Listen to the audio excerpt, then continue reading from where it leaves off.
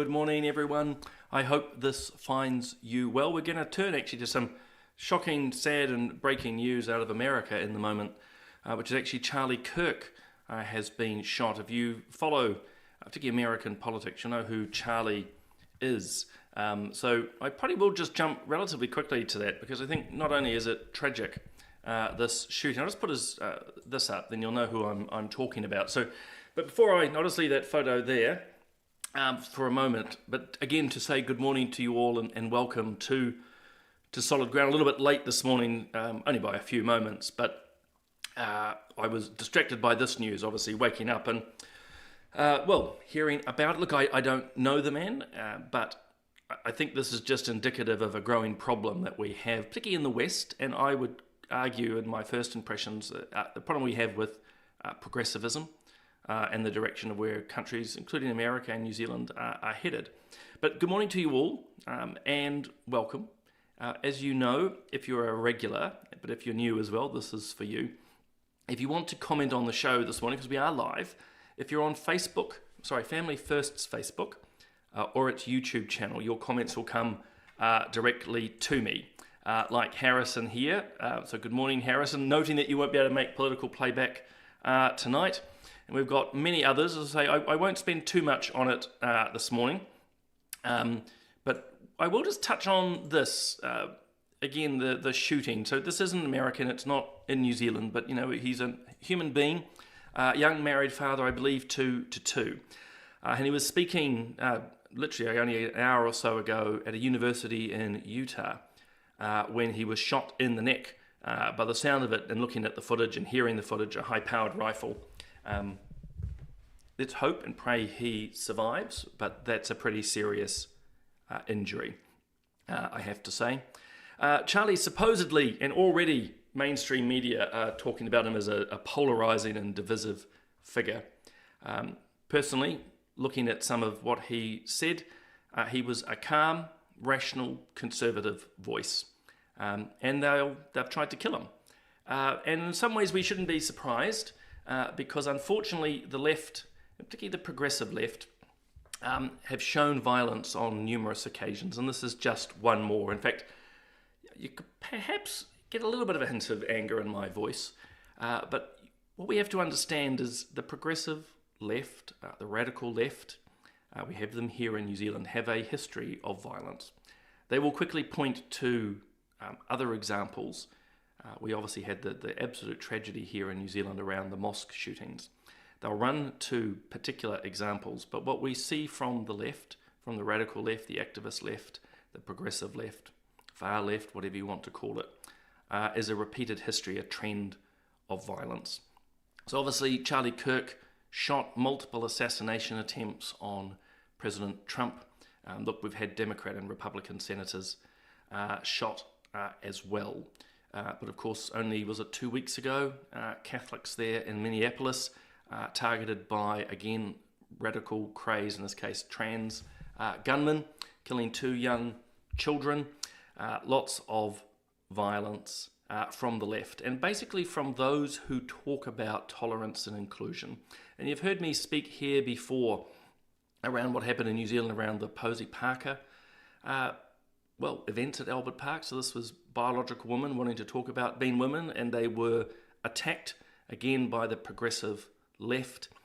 If you are attending the likes, I suspect none of you are, but you know, this weekend we're going to have another pro-Hamas protest of yelling, screaming, and I'm sad to say violent individuals, not all and everyone, but these protests around Gaza are not peaceful, and they are not filled with people with good intent.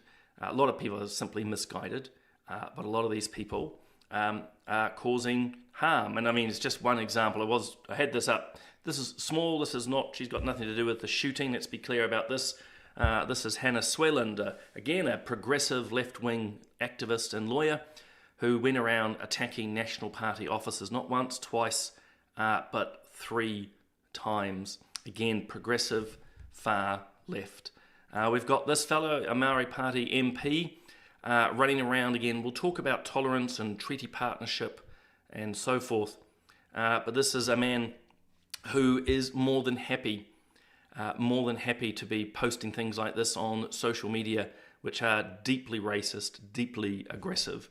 And then when he's told off and called out, he does a midnight rant in a hoodie as if he's some sort of gangster. Again, saying that non-Māori have no place in supporting the Labour Party in a Maori seat. Again, all the while, guys, all the while they talk, the Maori Party and others, don't they, and those on the far left, again about tolerance, they talk about inclusion, they talk about how it is important to have relationships and partnerships, but deep down we actually know their real intent. And it's, again, aggression and violence. And that's just here in New Zealand. As I say, this is Takatu Ferris with his absolutely awful, racist, deeply racist tweet, which, by the way, Chris Hipkins couldn't call racist at all. Couldn't at all. This woman here, again, it's not violence in the sense of attacking people, but attacking property. Again, there's a trend, is there not?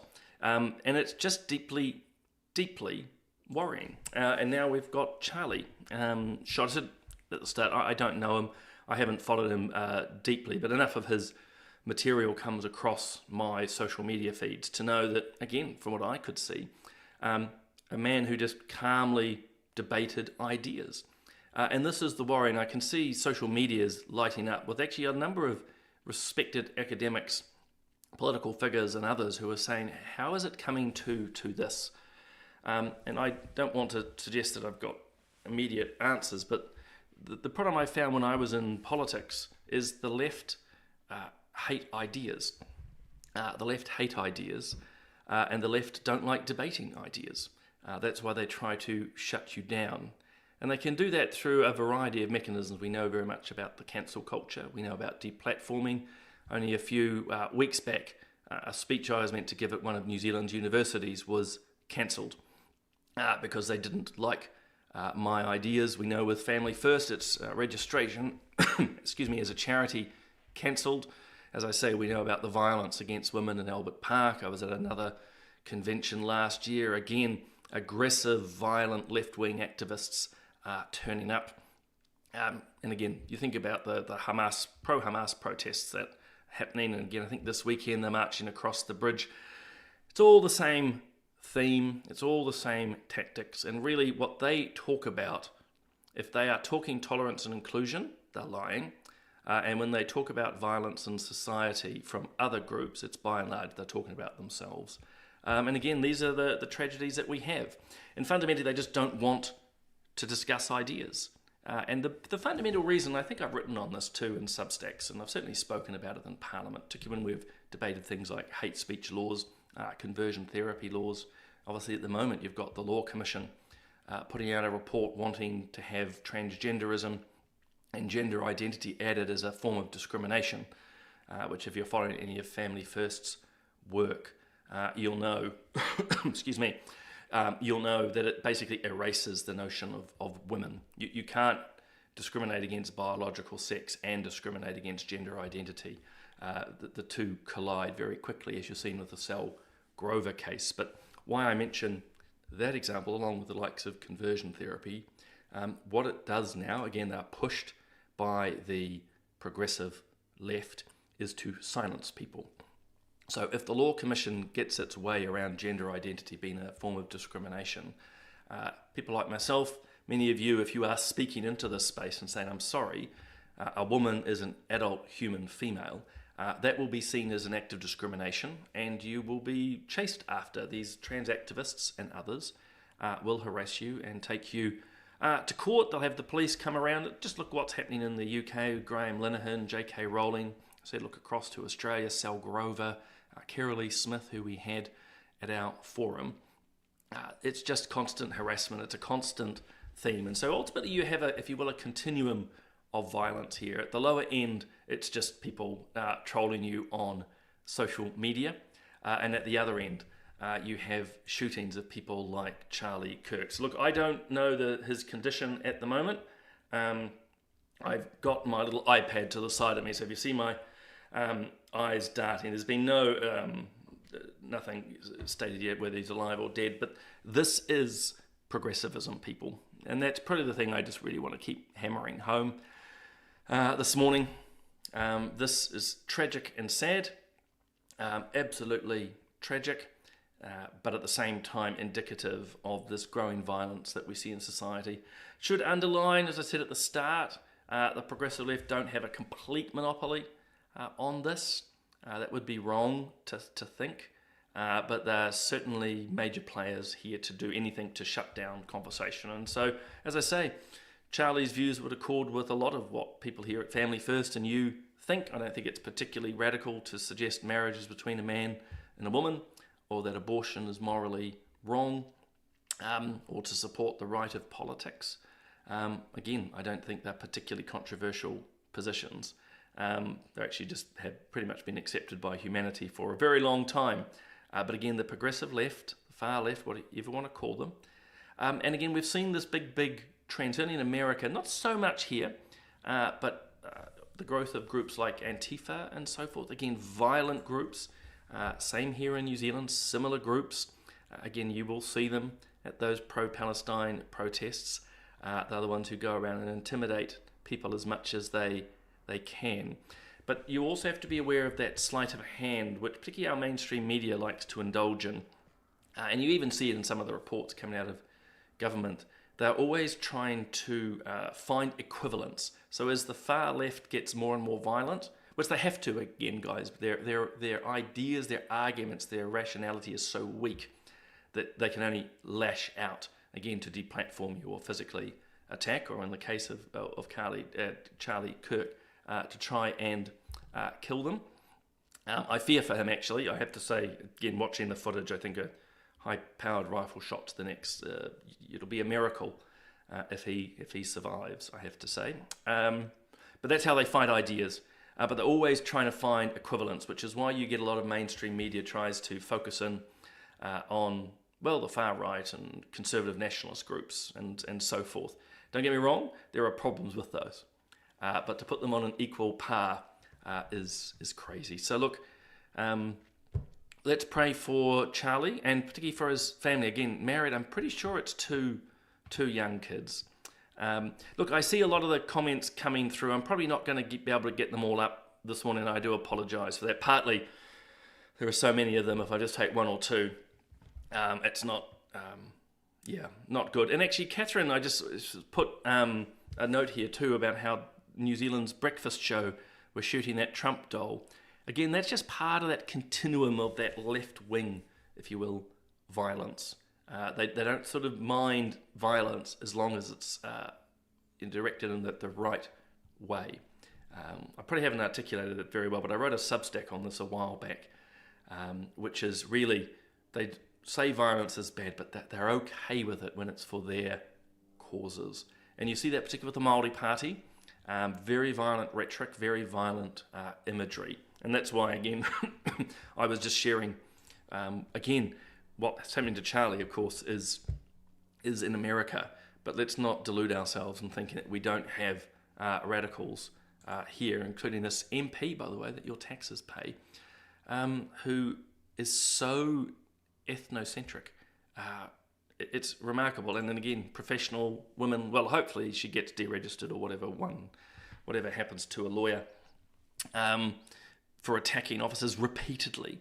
And what it is, and I suppose I'm no psychologist, but when you get people who are so morally certain of their positions, and Chloe Strawbuck's a good example, you become what we use as the term is zealot. They just believe they're so morally right that they can break the laws of the country. So in this Hannah Swellen, she's that lawyer, this one here. In her case, she's so morally certain about what's happening in Gaza and Israel, probably never having been to Israel or Gaza, unlike some of us, but she's so morally certain that she thinks it's okay to go and actually deface and destroy property. And I believe the man arrested, and I believe it's a man, an older white man who's been arrested, if the footage is correct, in America, he will have been so morally certain that he was doing the right thing to actually kill this young father. And again, the Te Pāti Māori guys are just so morally certain of their racial superiority that they can, ironically call everyone else racist. It's just very, very crazy, guys. I'm just going to see see if I can bring you an update, but I fear, as I say, what we know about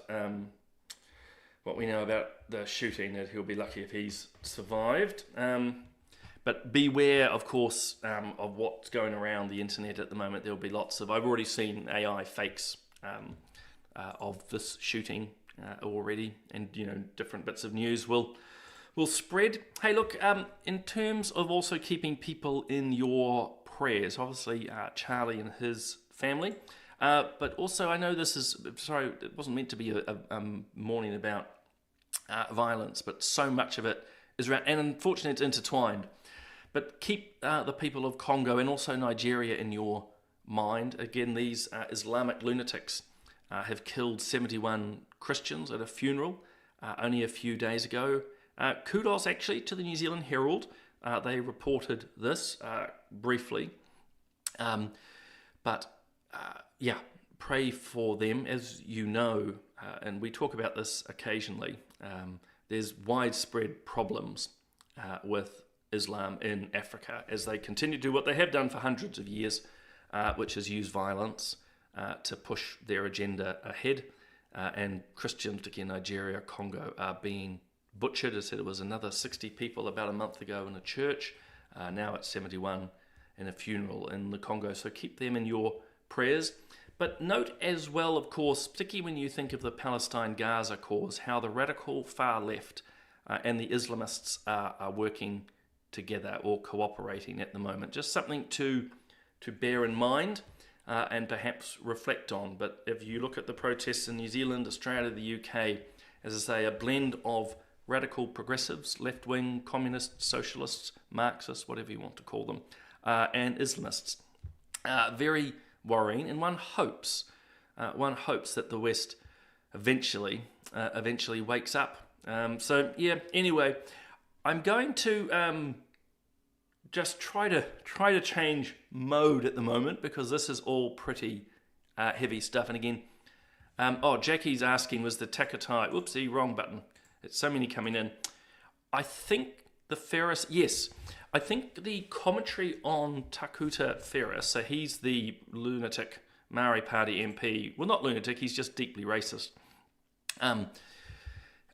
He's been reported on by Glenn McConnell on Stuff. So I don't think I've seen anything on the Herald about this, or I could be wrong, but I've been sourcing my information from Stuff. So actually, kudos to Glenn McConnell. He's one of the reporters there at Stuff, has been covering this. And I see as well Lloyd Burr this morning. So another, I think he's also Stuff, has been chasing up the Māori Party around their accusations that, one of the reasons they don't want to talk to media now, I don't know if you read my Substack a couple of days ago. I'm not even sure I have it up. My Substack's old. I published a new Substack this week, actually focusing on the Māori Party's win in the Tamaki Makaurau by-election. And they didn't let in, the Māori Party on the win, the night of the win, did not let mainstream media into the function. They said that the mainstream media had been harassing them, leaping out of trees, secret cameras, and so forth. Now, the media, rightly, and I think it's Lloyd Burr this morning, saying, well, where's the evidence of this? And that's what I write about in the Substack, is you have these guys, again, radical activists, progressive leftists, and so forth. Massive accusations are put out there, but there's no evidence. They're just using it to stir discontent. As I write in the Substack, they basically are using our systems to tear it down. And that's why they have no value for life either. So it's pretty tragic. Sorry, I keep looking to my right. As I say, I've got my iPad open to see if there's anything on the live reporting which might assist me in letting you get an update. But of course, all of us have the internet. But yeah, he's in a critical condition, as you would expect. I am going to change. It's a little bit jarring. I said we've talked a lot about death and destruction this morning, which was not my intention, but I think that those of you who know of Charlie Kirk would have wanted to know. And secondly, I think it's very illustrative of a growing trend and dynamic here that we need in the West to confront. Otherwise, you're just going to see more and more of this. Again, that continuum of violence from cancellation culture, deplatforming, all the way to killing people. And again, as I said at the start, the killing, let's hope it's not the killing, sorry, there's a Freudian slip. The shooting of Charlie Kirk is not, well, we hope it's the last, but it's not the first. We've seen remarkable amounts of violence from the left all the while they talk about peace and love.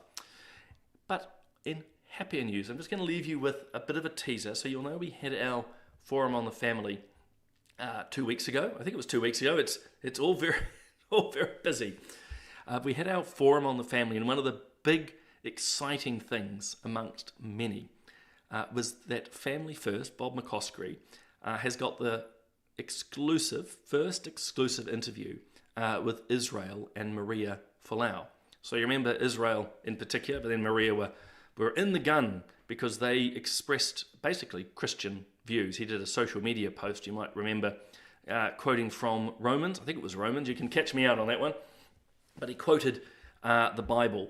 And long and short, all hell broke loose, and he lost his contract. Australia sport or rugby went nuts. It was just incredible time. But as we say, Bob has managed to get an exclusive interview with them. If you're at the forum, you would have seen some of it, but we're releasing the interview on Monday. So it's not released yet, but on Monday, excuse me, you're going to, the thing is going to be available. The interview is going to be available, which is quite exciting. They get to tell their side of the story, but I'm just going to share with you maybe one or two clips to round out the show, just a little teaser. I got sick of living in my apartment, not being able to go outside for some fresh air because we knew paparazzi were outside. And I told him, okay, I'm done. Can you just take it down, be rid of this whole legal situation, let's apologise and get on with our life. And what did your loving husband say? Hell no. What are you, nuts? No way. And I knew, what was your response to that? Divorce? No. We have the papers to speed dial my lawyer? No. I knew.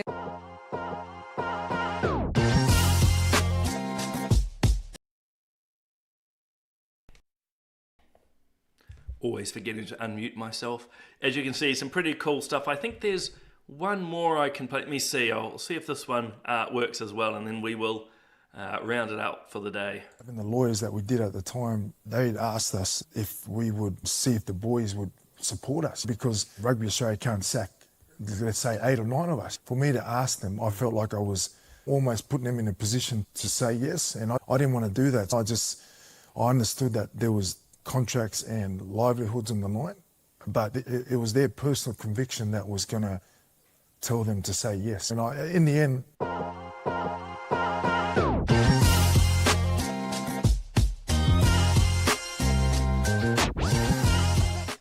So that's dropping on Monday. That's going to be very, very exciting. Look, Bob and I are on tonight. Remember, we've got political playback at 5 o'clock. Come and join us. We'll be talking New Zealand politics of the day, although I suspect we should and will need to talk a bit about the Charlie Kirk stuff. Again, he might be American. But I think, and I have to have a talk to Bob, there is a wider dynamic again of this ever-increasing violence. But that's political playback at 5 tonight. But as I say, keep Charlie Kirk in your prayers, his family, and also peace in America. You don't know how events like this spark wider tensions. So keep him in your prayers, keep America in your prayers. And in the meantime, I hope you have a wonderful day. I'm going to start going and having a look through all your comments. I'm sorry I wasn't able to get many of them up today. As I say, there's so many coming through. I didn't want to privilege one over the other. But guys, have a wonderful day. Look forward to seeing some of you tonight. Otherwise, I'll see you next Tuesday on Solid Ground.